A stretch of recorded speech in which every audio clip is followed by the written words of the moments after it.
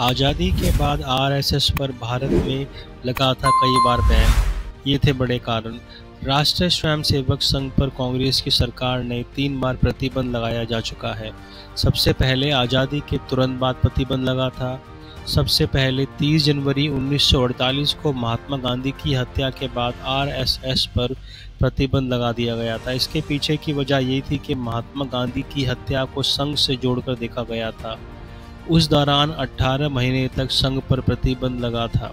ये प्रतिबंध 11 जुलाई 1949 तक हटा, जब देश उस वक्त गृह मंत्री सरदार वल्लभ भाई पटेल की शर्त तत्कालीन संघ प्रमुख माधवराव सदाशिव ने मानी थी। जानकारी के मुताबिक इन शर्तों को संघ ने अपने संविधान बनाने और उसे प्रकाशित करने की बात कही थी, जिसमें चुनाव की खास अहमियत होगी और लोकतांत्रिक व्यवस्था के तहत चुनाव होगा। इसके साथ ही आरएसएस की देश की राजनीतिक गतिविधियों से पूरी तरह से दूरी बनाकर रखेगा।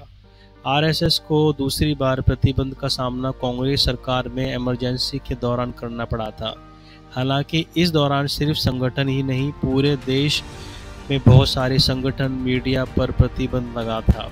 दरअसल इंदिरा गांधी ने साल 1975 में जब देश में इमरजेंसी लगाई थी, उस वक्त आरएसएस ने इसका जमकर विरोध किया था। इस विरोध के कारण बड़ी संख्या में आरएसएस के लोगों को जेल में डाल दिया गया था। इस दौरान आरएसएस पर 2 साल की पाबंदी लगी हुई थी। इमरजेंसी के बाद जब चुनाव की घोषणा हुई तो जनसंघ जनता पार्टी में विलय हो गया। इसके बाद साल 1977 में जनता पार्टी सत्ता में आई थी। उस वक्त संघ पर लगा प्रतिबंध हटाया गया। इसके अलावा आरएसएस पर तीसरी बार प्रतिबंध साल 1992 में लगा था। दरअसल पहली बार बीजेपी ने 1984 का लोकसभा चुनाव लड़ा था। इस चुनाव में पार्टी महज 2 सीटों पर सिमट गई थी, लेकिन इसके बाद बाबरी मस्जिद ने राजनीतिक में बड़ा उलटफेर किया था। 1986 में अयोध्या के विवादित परिसर का ताला खोल दिया गया। वहां से मंदिर मस्जिद की राजनीति गमी गई थी। राजनीति के मुताबिक 1886 से 1992 के बीच सामाजिक खूब टकराव हुआ था। इस कारण जगह जगह हिंसा हुई और लोगों की जान गई थी।